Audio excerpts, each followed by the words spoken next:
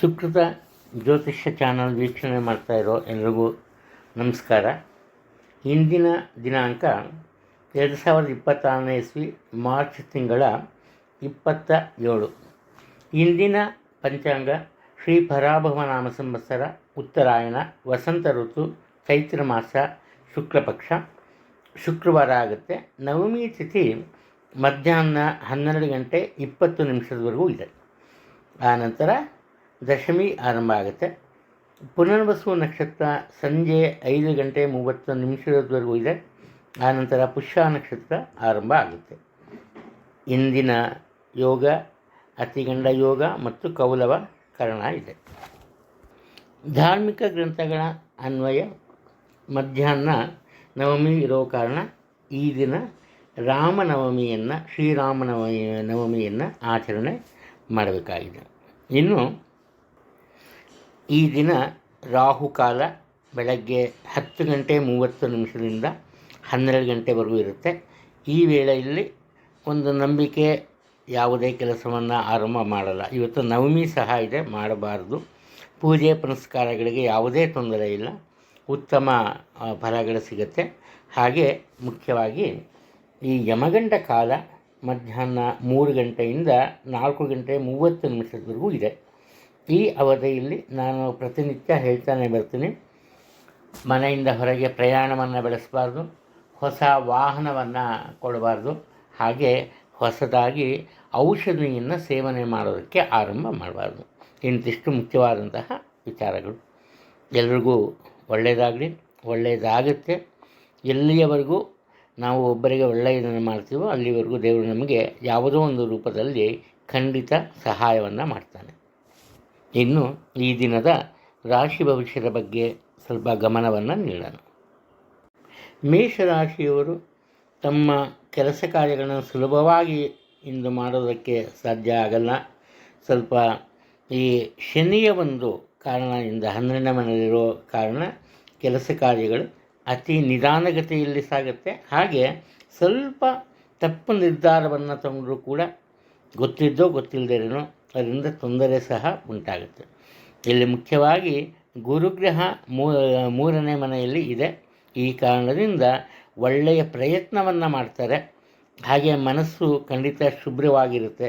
ಈ ಕಾರಣದಿಂದ ಕ್ರಮೇಣವಾಗಿ ಒಳ್ಳೆಯದನ್ನು ಇವರು ಒಂದು ನಿರೀಕ್ಷೆ ಮಾಡುವುದಾಗಿದೆ.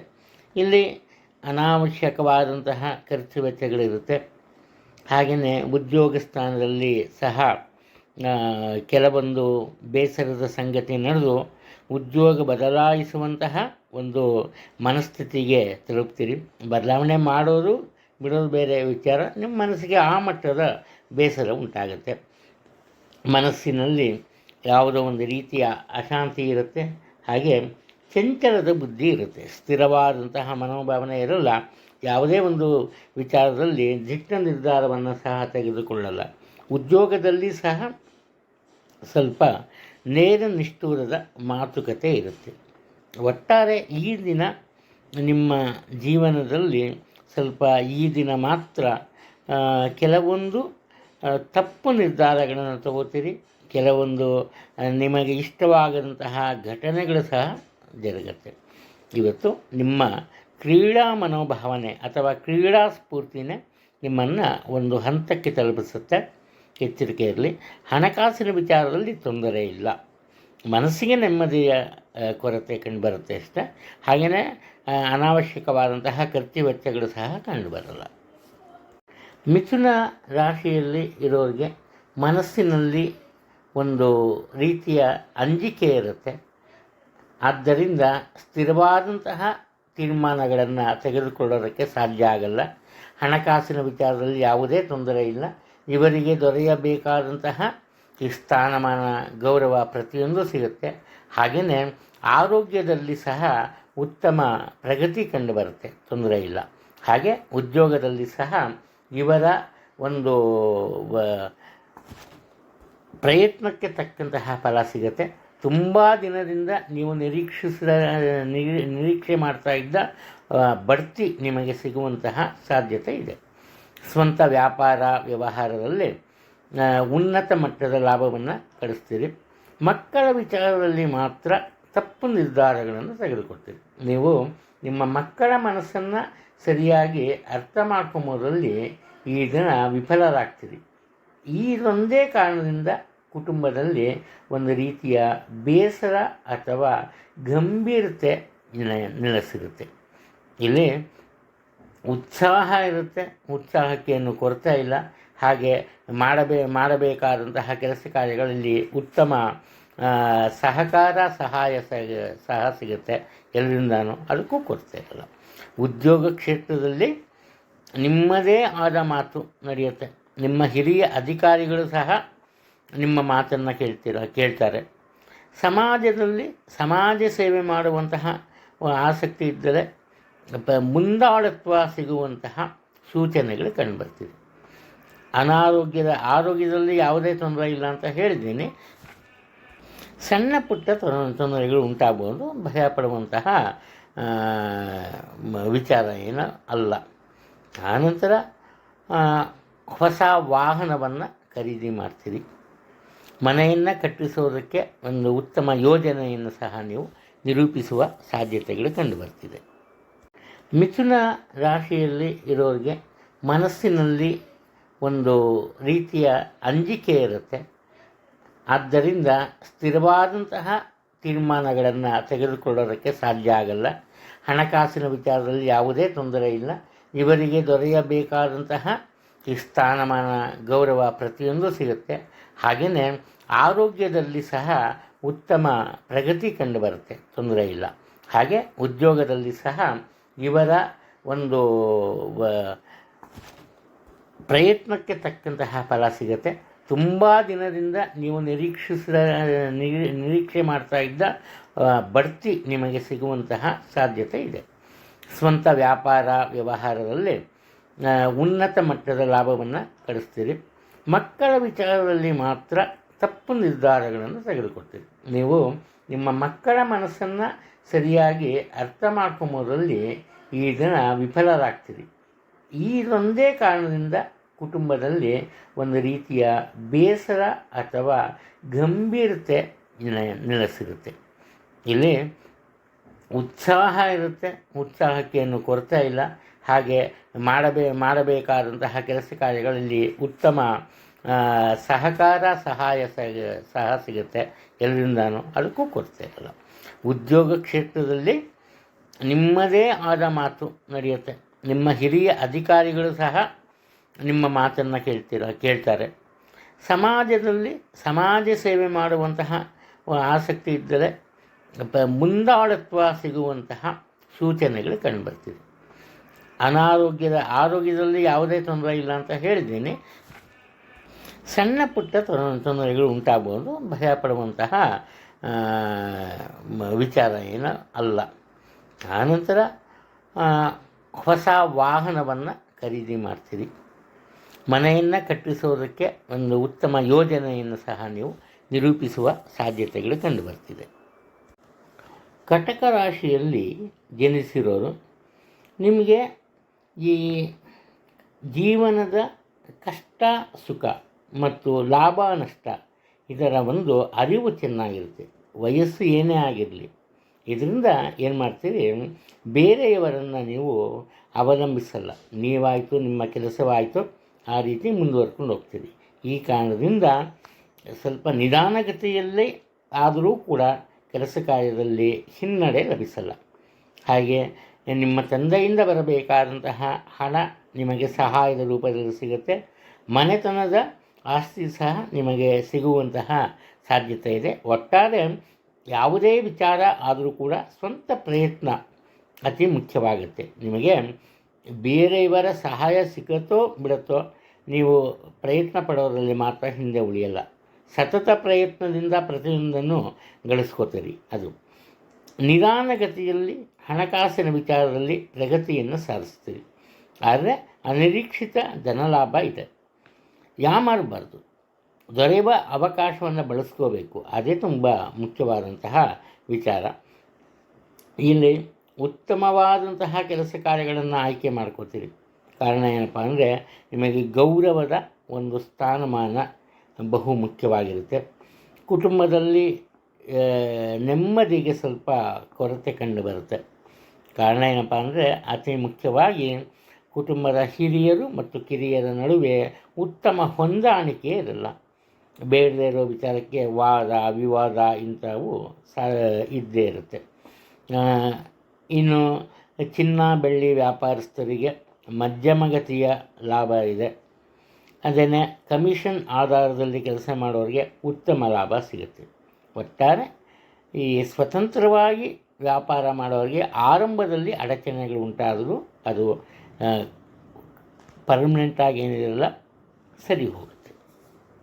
ಸಿಂಹ ರಾಶಿಯವರಿಗೆ ಇವರ ನಿರೀಕ್ಷೆ ದೊಡ್ಡ ಮಟ್ಟದಲ್ಲಿ ಇರುತ್ತೆ. ಹಾಗೆಯೇ ಇವರ ನಿರೀಕ್ಷೆಯಂತೆ ಈ ಯಶಸ್ಸು ಸಹ ದೊರೆಯುವಂತಹ ಸೂಚನೆಗಳು ಕಂಡುಬರುತ್ತೆ.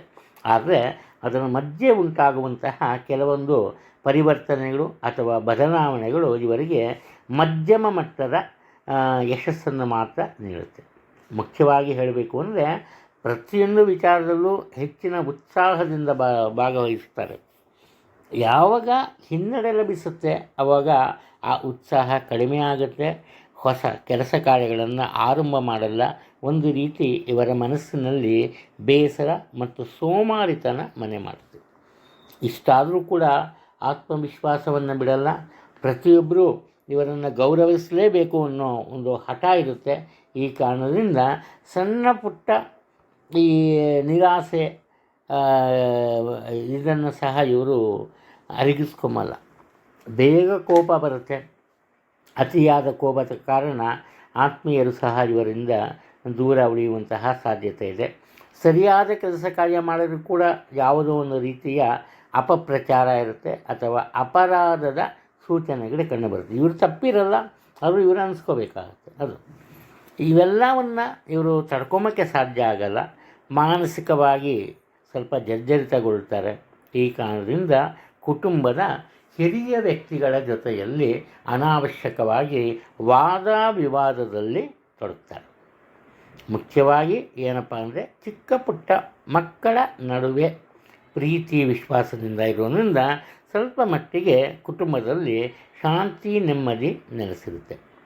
ಆರೋಗ್ಯದ ಬಗ್ಗೆ ಯೋಚನೆ ಇಲ್ಲ, ಉತ್ತಮ ಆರೋಗ್ಯ ಇರುತ್ತೆ. ಆದಾಯ ಕಡಿಮೆ ಇದ್ದರೂ ಕೂಡ ಹಣವನ್ನು ಕೂಡಿಟ್ಟಿರ್ತದೆ.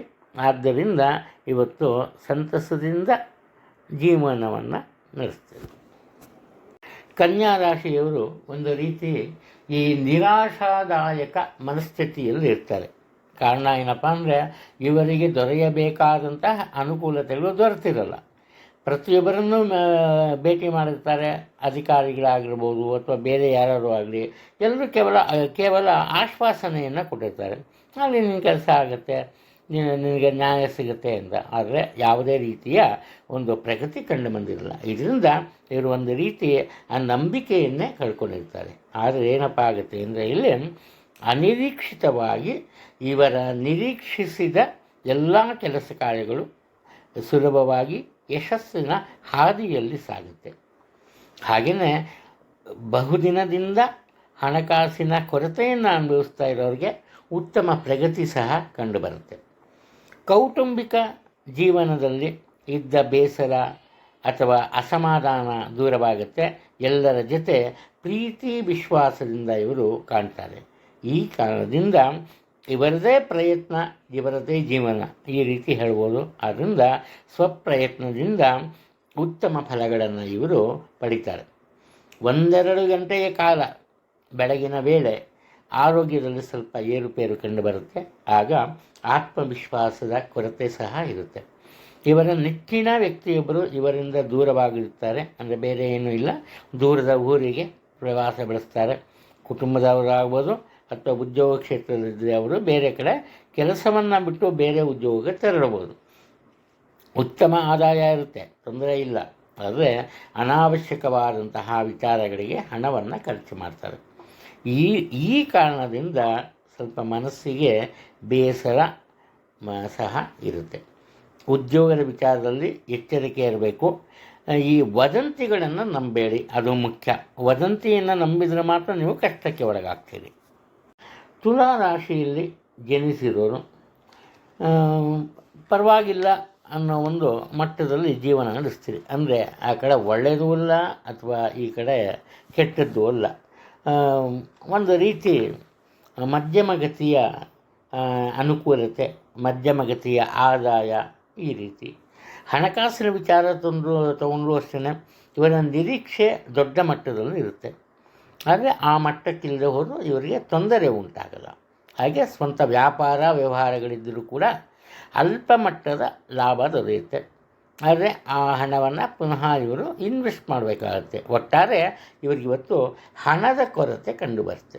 ಆದರೆ ಈ ಉದ್ಯೋಗದಲ್ಲಿ ಇದ್ದವ್ರಿಗೆ ಅನಿರೀಕ್ಷಿತ ಧನಲಾಭ ಇದೆ. ಆ ಹಣ ಆತ್ಮೀಯರಿಂದ ಬರೋದು, ಸಹೋದ್ಯೋಗಿಗಳಾಗ್ಬೋದು, ಅಥವಾ ಇವರ ಕೆಲಸ ಕಾರ್ಯವನ್ನು ಮೆಚ್ಚಿ ಉಡುಗೊರೆಯಾಗಿ ಕೊಡ್ಬೋದು. ಆ ರೀತಿ. ಇಷ್ಟಾದರೂ ಕೂಡ ಇವರು ಯಾರನ್ನೂ ಸುಲಭವಾಗಿ ನಂಬಲ್ಲ. ಯಾರಿಂದ ನಾವು ಮೋಸ ಆಗುತ್ತೆ, ಯಾರ ದುಡ್ಡಿಗೆ ತೊಂದರೆ ಕೊಡ್ತಾರೆ, ಇದೇ ರೀತಿ ಪ್ರತಿಯೊಬ್ಬರನ್ನು ಒಂದು ರೀತಿ ಅನುಮಾನ ದೃಷ್ಟಿಯಿಂದ ನೋಡ್ತಾರೆ. ಅಷ್ಟು ಮಾತ್ರ ಅಲ್ಲ, ಅನಾವಶ್ಯಕವಾಗಿ ಬೇರೆಯವರನ್ನು ಟೀಕೆ ಮಾಡ್ತಾರೆ. ಒಂದು ವೇಳೆ ಯಾವುದಾದ್ರು ಒಂದು ಕೆಲಸ ಕಾರ್ಯದಲ್ಲಿ ಇವರ ತಪ್ಪಿನಿಂದ ಅಲ್ಲಿ ತೊಂದರೆ ಉಂಟಾದರೂ ಕೂಡ ಅದಕ್ಕೆ ಬೇರೆಯವರನ್ನು ಗುರಿ ಮಾಡ್ತಾರೆ. ಇಲ್ಲಿ ಬಂಧು ಬಳಗದವರಿಂದ ದೂರ ಉಳಿತಾರೆ. ಉದ್ಯೋಗ ಕ್ಷೇತ್ರದಲ್ಲಿ ಸಹ ಅಷ್ಟೇ ಏಕಾಂಗಿಯಾಗಿರ್ತಾರೆ. ತಮ್ಮ ಸಹೋದ್ಯೋಗಿಗಳು ಅವರೇ ಬಂದು ಇವರ ಬಳಿ ಚರ್ಚೆ ಮಾಡಬೇಕು ಅಂದರೆ ಇವರು ಒಪ್ಪಲ್ಲ. ಆ ರೀತಿ ಕಂಡುಬರ್ತಿದೆ. ಧಾರ್ಮಿಕ ಗುರುಗಳನ್ನು ಭೇಟಿ ಮಾಡಿ ಅವರ ಆಶೀರ್ವಾದವನ್ನು ಪಡೀತಾರೆ.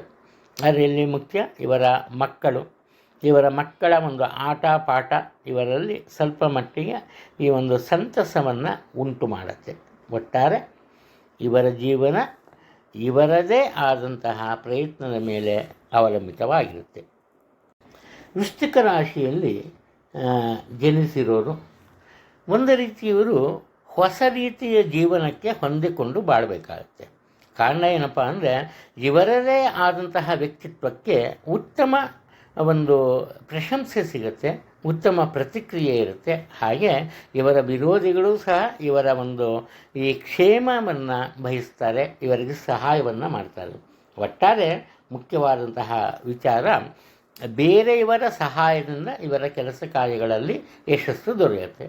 ಉದಾಹರಣೆ, ಬಹುದಿನದಿಂದ ವಿವಾಹದ ವಿಚಾರದಲ್ಲಿ ಹಿನ್ನಡೆ ಉಂಟಾಗ್ತಿರುತ್ತೆ.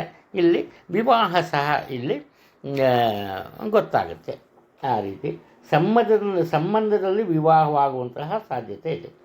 ಉದ್ಯೋಗಸ್ಥರಿಗೆ ಹೊಸ ರೀತಿಯ ಅನುಭವ, ಹೊಸ ರೀತಿಯ ಜವಾಬ್ದಾರಿ ಮತ್ತು ಉನ್ನತಿ ಇರುತ್ತೆ.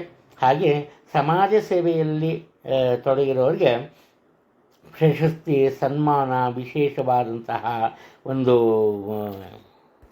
ಸಾಮಾಜಿಕ ಅಧಿಕಾರ ದೊರೆಯುತ್ತೆ. ಅದರಲ್ಲೂ ರಾಜಕೀಯದಲ್ಲಿ ಇರೋರಿಗೆ ತಮ್ಮ ಮನಸ್ಸಿನ ಆಸೆ ಆಕಾಂಕ್ಷೆ ಫಲಕಾರಿಯಾಗುತ್ತೆ. ವಿಶೇಷವಾದಂತಹ ಲಾಭ ಹಣಕಾಸಿನ ವಿಚಾರದಲ್ಲಿ ಉದ್ಯೋಗದಲ್ಲಿದ್ದವ್ರಿಗೂ ಅಷ್ಟೇ ಉತ್ತಮ ವೇತನ ಸಿಗುತ್ತೆ. ಸ್ವಂತ ವ್ಯಾಪಾರ ವ್ಯವಹಾರ ಮಾಡೋರಿಗೂ ಸಹ ಉತ್ತಮ ವೇತನ ಸಿಗುತ್ತೆ. ಅದರಲ್ಲೂ ಅನಿರೀಕ್ಷಿತ ಧನಲಾಭ. ಇಲ್ಲಿ ಮುಖ್ಯ ಏನಪ್ಪ ಅಂದರೆ ಇವರ ಮಾತು ಚೆನ್ನಾಗಿರಬೇಕು. ಕಾರಣ ಏನಪ್ಪ ಅಂದರೆ ಎಷ್ಟೇ ಶಾಂತವಾಗಿರ್ತಾರೆ ಅಂದರೂ ಅದನ್ನು ಇವರ ಮಾತಿನಲ್ಲಿ ತೋರಿಸ್ಕೊಳ್ಳೋಕ್ಕೆ ಸಾಧ್ಯ ಆಗಲ್ಲ. ಪ್ರತಿಯೊಬ್ಬರ ಮೇಲೂ ಅನಾವಶ್ಯಕವಾಗಿ ಕೂಗಾಡೋದು, ಅವ್ರನ್ನ ಬೇರೆಯವ್ರನ್ನ ತೆಗಳೋದು ಇಂಥವನ್ನೇ ಮಾಡ್ತಾರೆ. ಆದ್ದರಿಂದ ಒಳ್ಳೆಯ ಮಾತಿನಿಂದ ಜನರ ಮನಸ್ಸನ್ನು ಒಲಿಸ್ಕೊಂಡ್ರೆ, ಮನಸ್ಸನ್ನು ಗೆದ್ದರೆ ನಿಮಗೆ ಈ ದಿನ ವಿಶೇಷವಾದಂತಹ ಲಾಭ ಖಂಡಿತವಾಗಲೂ ಸಿಗುತ್ತೆ. ಧನುರಾಶಿಯಲ್ಲಿ ಜನಿಸಿರೋರು ನಿಮ್ಮ ಪಾಲಿನ ಆಸ್ತಿ ಅಂದರೆ ಪಿತ್ರಾರ್ಜಿತ ಆಸ್ತಿ ಅಥವಾ ಮನೆತನಕ್ಕೆ ಸಂಬಂಧಪಟ್ಟ ಆಸ್ತಿ, ಅದರ ಸ್ವಲ್ಪ ಭಾಗವನ್ನು ನೀವು ಮಾರಾಟ ಮಾಡ್ತೀರಿ. ಮಾರಾಟ ಮಾಡಿ ದೂರದ ಸ್ಥಳದಲ್ಲಿ ಹೊಸ ಮನೆ ಅಥವಾ ನಿವೇಶನವನ್ನು ಖರೀದಿಸ್ತೀರಿ. ಇಲ್ಲಿ ಒಂದೇ ಬಾರಿ ಎರಡಕ್ಕಿಂತಲೂ ಹೆಚ್ಚಿನ ಜವಾಬ್ದಾರಿಗಳು ನಿಮ್ಮ ಪಾಲಿಗೆ ಬರುತ್ತೆ. ಹಾಗೆ ಹೆಚ್ಚಿನ ಕೆಲಸ ಕಾರ್ಯಗಳನ್ನು ನೀವು ನಿರ್ವಹಿಸಬೇಕಾಗುತ್ತೆ. ಈ ಕಾರಣದಿಂದ ನಿಮ್ಮ ಕೆಲಸ ಕಾರ್ಯಗಳಲ್ಲಿ ಮಧ್ಯಮ ಮಟ್ಟದ ಯಶಸ್ಸು ಸಿಗುತ್ತೆ. ಹಣಕಾಸಿನ ವಿಚಾರಕ್ಕೆ ಬಂದಾಗ ತೊಂದರೆ ಇಲ್ಲ. 2-3 ರೀತಿಯ ಆದಾಯದ ಮೂಲಗಳಿರುತ್ತೆ. ನೀವು ಅಂದ್ಕೊಂಡಿರ್ತೀರಿ ಯಾರದ ಬಗ್ಗೆ ಇವರಿಂದ ನಮಗೇನು ಪ್ರಯೋಜನ ಇಲ್ಲ ಅಂತ. ಹೇಗಾದ್ರೆ ಆಗಲಿ ಅಂದ್ಬಿಟ್ಟು ಹೋಗ್ಬಿಟ್ಟು ಅವ್ರ ಹತ್ರ ಹಣದ ಸಹಾಯವನ್ನು ಕೇಳ್ತೀರಿ, ಹಣ ಸಿಗತ್ತೆ. ಒಟ್ಟಾರೆ ಹಣದ ಕೊರತೆ ಆಗಲಿ ಅಥವಾ ಹಣದ ತೊಂದರೆ ಆಗಲಿ ಇರಲ್ಲ. ಕುಟುಂಬದ ವಿಚಾರಕ್ಕೆ ಬಂದಾಗ ನಿಮ್ಮ ಮನಸ್ಸಿಗೆ ಸಂತೋಷವೆನಿಸುವಂತಹ ಅನೇಕ ಘಟನೆಗಳು ನಡೆಯುತ್ತೆ. ನಿಮ್ಮ ಬಗ್ಗೆ ನಿಮಗೆ ಹೆಮ್ಮೆ ಎನಿಸುವಂತಹ ಒಂದು ಗೌರವದ ಮತ್ತು ಪ್ರೀತಿಯ ಮಾತುಕತೆ ಸಹ ಕುಟುಂಬದಲ್ಲಿ ಇರುತ್ತೆ. ಆದರೆ ದಂಪತಿಗಳ ನಡುವೆ ಯಾವುದೋ ಒಂದು ವಿಚಾರಕ್ಕೆ ಅತೃಪ್ತಿ ಇರುತ್ತೆ, ವಾದ ವಿವಾದ ಇರುತ್ತೆ. ಇಲ್ಲಿ ಮುಖ್ಯವಾಗಿ ಎಷ್ಟೇ ಕೈ ತೊರೆದು ಖರ್ಚು ಮಾಡದೆ ಅನ್ನೂ ಅಲ್ಪ ಪ್ರಮಾಣದ ಖರ್ಚು ವೆಚ್ಚಗಳಿರುತ್ತೆ. ಇದರಿಂದ ಸ್ವಲ್ಪ ಈ ಹೊಟ್ಟೆ ಕಿಚ್ಚಿನ ದಿನ ಸಹ ಹೆಚ್ಚಾಗುವಂತಹ ಸಾಧ್ಯತೆ ಇದೆ. ದಂಪತಿಗಳಿಗೆ ಸಹಾಯವನ್ನು ಮಾಡ್ತೀರಿ. ಹಾಗೆ ಬಂಧು ಬಳಗದಲ್ಲಿ ಯಾರಾದರೂ ಮದುವೆಗೆ ಮಾಡೋದಿದ್ದರೆ ಅವರಿಗೆ ಸಹ ಹಣ ಸಹಾಯವನ್ನು ಮಾಡ್ತೀರಿ. ಇದರಿಂದ ಎಲ್ಲರಿಗೂ ಬೇಕಾದಂತಹ ವ್ಯಕ್ತಿಯಾಗಿ ಬಾಳ್ತೀರಿ. ಮಕರ ರಾಶಿಯ ಜನರು ಈ ದಿನ ಉತ್ತಮ ಫಲಗಳನ್ನು ಪಡೀತಾರೆ. ಆದರೆ ಮುಖ್ಯ ಏನಪ್ಪ ಇಲ್ಲಿ ಅಂದರೆ, ಇವರ ಆತ್ಮೀಯರನ್ನು ಒಂದು ಪ್ರೀತಿ ವಿಶ್ವಾಸದಿಂದ ಕಾಣಬೇಕು. ಅವರ ಸಲಹೆ ಸೂಚನೆಯನ್ನು ನೀವು ಪಾಲಿಸದೆ ಹೋದರೂ ಕನಿಷ್ಠ ಪಕ್ಷ ಕೇಳಬೇಕು. ಇಲ್ಲೇನಪ್ಪ ಆಗುತ್ತೆ ಈ ದಿನ ಅಂದರೆ, ನಿಮ್ಮ ಜೀವನ ನಿಮ್ಮ ಒಳ್ಳೆಯ ಮಾತುಕತೆಯ ಮೇಲೆ ನಿಂತಿರುತ್ತೆ. ಹಾಗೆ ಬೇರೆಯವರೊಂದಿಗೆ ನೀವು ಹೇಗೆ ನಡ್ಕೋತೀರಿ ಅನ್ನೋ ನಿಮ್ಮ ನಡವಳಿಕೆ ಮೇಲೆ ಇವತ್ತು ನಿಂತಿರುತ್ತೆ. ಒಟ್ಟಾರೆ ಯಾವುದೇ ಒಂದು ತೊಂದರೆ ಇಲ್ಲ. ಧಾರ್ಮಿಕ ಮತ್ತು ಆಧ್ಯಾತ್ಮಿಕ ವಿಚಾರಗಳಲ್ಲಿ ಹೆಚ್ಚಿನ ಶ್ರದ್ಧೆಯನ್ನು ತೋರಿಸ್ತೀರಿ. ಸ್ವಂತ ಮನೆ ಅಥವಾ ಜಮೀನನ್ನು ನಿವೇಶನವನ್ನು ಖರೀದಿ ಮಾಡುವ ನಿಮ್ಮ ಆಸೆ ಫಲಕಾರಿಯಾಗುತ್ತೆ. ಉದ್ಯೋಗಸ್ಥರಿಗೆ, ಉದ್ಯೋಗದಲ್ಲಿರೋರಿಗೆ ನಿಮ್ಮ ಹಿರಿಯ ಅಧಿಕಾರಿಗಳಿಂದ ಉತ್ತಮ ಪ್ರಶಂಸೆ ಲಭ್ಯವಾಗುತ್ತೆ. ಹಾಗೆ ಈ ಸಾಮಾಜಿಕ ಕ್ಷೇತ್ರದಲ್ಲಿ ಇರೋರಿಗೆ ದೊಡ್ಡ ಮಟ್ಟದ ಯಶಸ್ಸು, ಸಂಘ ಸಂಸ್ಥೆಗಳ ಒಡೆತನ ಸಿಗುತ್ತೆ. ಬಂಧು ಬಳಗದವರಿಂದ ದೂರ ಉಳಿತಾರೆ. ಆದರೆ ಈ ಪಿತ್ರಾರ್ಜಿತ ಆಸ್ತಿಯ ವಿಚಾರಕ್ಕೆ ಬಂದಾಗ, ಮನೆತನದ ಆಸ್ತಿಯ ವಿಚಾರಕ್ಕೆ ಬಂದಾಗ ಎಲ್ಲರೊಂದಿಗೆ ಪ್ರೀತಿ ವಿಶ್ವಾಸದಿಂದ ಮಾಡ್ತಾರೆ. ಒಟ್ಟಾರೆ ಒಂದು ರೀತಿ ನಾಟಕದ ಮನೋಭಾವನೆ. ಅಂದರೆ ಈ ಸಮಯ ಸಂದರ್ಭಕ್ಕೆ ಅನುಸಾರವಾಗಿ ಇವರು ತಮ್ಮ ಮನಸ್ಸನ್ನು, ತಮ್ಮ ಕೆಲಸ ಕಾರ್ಯವನ್ನು ಬದಲಾಯಿಸ್ಕೋತಾರೆ. ಸ್ವಂತ ವ್ಯಾಪಾರ ವ್ಯವಹಾರದಲ್ಲಿ ಇದ್ದವರಿಗೆ ಉತ್ತಮ ಲಾಭ ಇದೆ, ಹಣದ ತೊಂದರೆ ಇರಲ್ಲ. ಹಾಗೆ ಸಮಾಜದಲ್ಲಿ ಒಳ್ಳೆಯ ಸ್ಥಾನಮಾನವನ್ನು ಗಳಿಸ್ತೀರಿ. ಉದ್ಯೋಗ ಕ್ಷೇತ್ರದಲ್ಲಿ ಸಹ ಉತ್ತಮ ಅನುಕೂಲತೆಗಳು ಕ್ರಮೇಣವಾಗಿ ನಿಮಗೆ ಕಂಡುಬರುತ್ತೆ. ಯಾವುದೇ ಒಂದು ತೊಂದರೆ ಇಲ್ಲ. ಕುಂಭರಾಶಿಯವರು ತಮ್ಮ ಮನಸ್ಸಿನ ಮೇಲೆ ಹತೋಟಿಯನ್ನು ಸಾಧಿಸೋದಕ್ಕೆ ಸಾಧ್ಯ ಆಗಲ್ಲ. ಅದೇನೇ ಆದರೂ ಕೂಡ ಹಣಕಾಸಿನ ವಿಚಾರದಲ್ಲಿ ತೊಂದರೆ ಇಲ್ಲ. ಇವರ ನಿರೀಕ್ಷೆಯಂತೆ ಉತ್ತಮ ಆದಾಯ ಸಿಗುತ್ತೆ. ಹಾಗೆ ಆರೋಗ್ಯದಲ್ಲಿ ಸಹ ಒಳ್ಳೆಯದಿದೆ. ಸ್ತ್ರೀಯರಿಗೆ ಚರ್ಮಕ್ಕೆ ಸಂಬಂಧಪಟ್ಟಂತಹ ದೋಷ ಉಂಟಾಗ್ಬೋದು, ಎಚ್ಚರಿಕೆಯಿಂದ ಇರೋದು ಒಳ್ಳೆಯದು. ಆನಂತರ ತಮ್ಮ ಸ್ವಂತ ವ್ಯಾಪಾರ ವ್ಯವಹಾರದಲ್ಲಿ ಮಧ್ಯಮ ಗತಿಯ ಪ್ರಗತಿಯನ್ನು ಸಾಧಿಸ್ತಾರೆ. ಎಷ್ಟೇ ಪ್ರಯತ್ನ ಪಟ್ಟರೂ ಕೂಡ ಇವರಿಗೆ ಜನರಿಂದ ಉತ್ತಮ ಒಂದು ಸಹಕಾರ ಸಿಗಲ್ಲ. ಆದ್ದರಿಂದ ಹೆಚ್ಚಿನ ಆದಾಯ ದೊರೆಯಲ್ಲ. ಎಚ್ಚರಿಕೆಯಲ್ಲಿ. ಉದ್ಯೋಗದಲ್ಲಿದ್ದವರಿಗೆ ಯಾವುದೇ ತೊಂದರೆ ಇಲ್ಲ. ಅವರ ನಿರೀಕ್ಷೆಯಿಂದ ಪ್ರತಿಯೊಂದು ಕೆಲಸ ಕಾರ್ಯ ನಡೆಯುತ್ತೆ. ನಿಮ್ಮ ಮಕ್ಕಳ ಆರೋಗ್ಯದ ಬಗ್ಗೆ ಹೆಚ್ಚಿನ ಗಮನವನ್ನು ಕೊಡೋದು ಒಳ್ಳೆಯದು. ಸಣ್ಣ ಪುಟ್ಟ ತೊಂದರೆಗಳು ದೊಡ್ಡ ಮಟ್ಟಕ್ಕೆ ತಲುಪ್ಬೋದು, ಎಚ್ಚರಿಕೆಯಿಂದಿರಿ. ಇನ್ನು ದೇವತಾ ಕೆಲಸ ಕಾರ್ಯಗಳನ್ನು ಮಾಡ್ತೀರಿ. ನಿಮ್ಮ ಆತ್ಮೀಯರ ಜೊತೆ ವೈರತ್ವವನ್ನು ಬೆಳೆಸ್ಕೋತೀರಿ. ಉದರಕ್ಕೆ ಸಂಬಂಧಪಟ್ಟಂತಹ ದೋಷ ನಿಮ್ಮ ಈ ಪತಿ ಅಥವಾ ಪತ್ನಿಯನ್ನು ಸದಾಕಾಲ ಕಾಡುತ್ತೆ ಅದು. ಹಾಗೆ ಹಣಕಾಸಿನ ವ್ಯವಹಾರದಲ್ಲಿ ಎಚ್ಚರಿಕೆ ಇರಲಿ. ಅದು ಹೇಗಪ್ಪ ಅಂದರೆ, 100 ರೂಪಾಯಿ ಖರ್ಚಾಗೋ ಕಡೆ ಬೇರೆಯವರ ಮಾತನ್ನು ಕೇಳಿ 1,000 ರೂಪಾಯಿ ಖರ್ಚು ಮಾಡುವಂತಹ ಸಾಧ್ಯತೆ ಕಂಡುಬರುತ್ತೆ. ನಿಮ್ಮ ತಾಯಿಯವರ ಆರೋಗ್ಯದಲ್ಲಿ ಏರುಪೇರು ಇದೆ. ಬಂಧು ವರ್ಗದವರ ವಿರೋಧವನ್ನು ಎದುರಿಸಬೇಕಾಗತ್ತೆ ಈ ಮನೆತನದ ಆಸ್ತಿಯ ತಗಾದೆಯಲ್ಲಿ. ನಿಮ್ಮ ಕಷ್ಟ ನಷ್ಟದ ವೇಳೆ ನಿಮಗೆ ಸಹಾಯ ಮಾಡೋದಕ್ಕೆ ಆಪದ್ಬಾಂಧವರಂತೆ ವ್ಯಕ್ತಿಯೊಬ್ಬರು ಬರ್ತಾರೆ. ಉನ್ನತ ಅಧಿಕಾರದಲ್ಲಿರುವ ಗಣ್ಯ ವ್ಯಕ್ತಿಗಳ ಜೊತೆಯಲ್ಲಿ ಉತ್ತಮ ಒಡನಾಟ ಇರುತ್ತೆ. ನಿಮಗೂ ಸಹ ರಾಜಕೀಯಕ್ಕೆ ಪ್ರವೇಶ ಮಾಡಬೇಕು ಅನ್ನೋ ಒಂದು ಹಂಬಲ ಇದ್ದರೆ ಅದಕ್ಕೂ ಸಹ ಬೇರೆಯವರಿಂದ ಸಹಾಯ ಸಿಗುತ್ತೆ. ಯಾವುದೇ ತೊಂದರೆ ಇಲ್ಲ. ಸಾಧ್ಯವಾದಷ್ಟು ದುಡುಕುತನದಿಂದ ಹೊರಬನ್ನಿ. ಕೋಪವನ್ನು ಬಿಡೋದು ತುಂಬ ಒಳ್ಳೆಯದು. ಮೀನರಾಶಿಯವರಿಗೆ ಇವತ್ತು ಮಿಶ್ರವಾದಂತಹ ಫಲಗಳು ಸಿಗುತ್ತೆ. ಕಾರಣ ಏನಪ್ಪ ಅಂದರೆ ಇವರ ವ್ಯಕ್ತಿತ್ವ. ಯಾವುದೋ ಒಂದು ಕೆಲಸ ಕಾರ್ಯಗಳನ್ನು ಆರಂಭ ಮಾಡ್ತಾರೆ, ಆದರೆ ಮನಸ್ಸಿಗೆ ಬೇಸರವಾದಾಗ ಅಥವಾ ಬೇರೆಯವರ ಮಾತನ್ನು ನಂಬಿ ಅದನ್ನು ಮೊಟಕುಗೊಳಿಸ್ತಾರೆ ಅಥವಾ ಅರ್ಧಕ್ಕೆ ನಿಲ್ಲಿಸ್ತಾರೆ. ಇದರಿಂದ ಏನಪ್ಪ ಆಗುತ್ತೆ, ಆಮೇಲೆ ಇವ್ರಿಗೆ ಒಂದು ರೀತಿ ಜ್ಞಾನೋದಯ ಆಗುತ್ತೆ. ಈ ಕೆಲಸ ಮಾಡೋದು ಕರೆಕ್ಟು, ಮಾಡ್ತಾ ಇದ್ದಿದ್ದು ಕರೆಕ್ಟು ಅಂತ. ಆದರೆ ಮಿತಿ ಮೀರಿರುತ್ತೆ, ವೇಳೆ ಮೀರೋಗಿರುತ್ತೆ. ಈ ಕಾರಣದಿಂದ ಇವರಿಗೆ ಸ್ವಲ್ಪ ಹಣಕಾಸಿನ ವಿಚಾರದಲ್ಲಿ ಸಹ ತೊಂದರೆ ಕಂಡುಬರುತ್ತೆ. ಸಾಧ್ಯವಾದಷ್ಟು ಬೇರೆಯವರ ಮಾತನ್ನು ಕೇಳೋದ್ರ ಬದಲು ನಿಮ್ಮ ಸ್ವಂತ ಬುದ್ಧಿವಂತಿಕೆಯಿಂದ ಮುಂದುವರೆದರೆ ಮುಖ್ಯವಾಗಿ ಹಣಕಾಸಿನ ವಿಚಾರದಲ್ಲಿ ಉತ್ತಮ ಅನುಕೂಲತೆಗಳು ಕಂಡುಬರುತ್ತೆ. ನಿಮಗೆ ಎಷ್ಟೇ ಕೈಲಿ ಹಣ ಇರಲಿ, ಎಷ್ಟೇ ಆದಾಯ ಇರಲಿ, ನಿಮ್ಮ ಮನಸ್ಸಿಗೆ ಮಾತ್ರ ಸಮಾಧಾನ ಇರಲ್ಲ. ಇನ್ನೂ ಕೊರತೆ ಇದೆ, ಇನ್ನೂ ಬೇಕು, ಇದೇ ರೀತಿಯ ಒಂದು ಮನೋಭಾವನೆಯಲ್ಲೇ ನೀವು ಇರ್ತೀರಿ. ಇನ್ನು ನಿಮಗೆ ದೃಷ್ಟಿಯಿಂದ ತೊಂದರೆಯಾಗುವಂತಹ ಸಾಧ್ಯತೆ ಇದೆ. ಈ ಭೂ ವಿವಾದ ಒಂದು ಎದುರಾಗುತ್ತೆ. ಗಲಾಟೆ ಮಾಡ್ಕೊಂಬಕ್ಕಿಂತ ಮಾತುಕತೆಯಲ್ಲಿ ಅದನ್ನು ಸರಿಪಡಿಸ್ಕೊಂಬೋದು ತುಂಬ ಒಳ್ಳೆಯದು.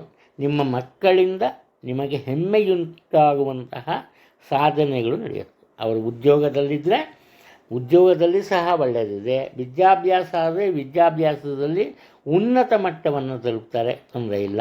ಮಧ್ಯ ವಯಸ್ಸಿನ ಮಕ್ಕಳಿಗೆ ಉದ್ಯೋಗ ದೊರೆಯುತ್ತೆ. ಕ್ಯಾಂಪಸ್ ಸೆಲೆಕ್ಷನ್ನಲ್ಲಿ ಉದ್ಯೋಗ ದೊರೆಯುತ್ತೆ.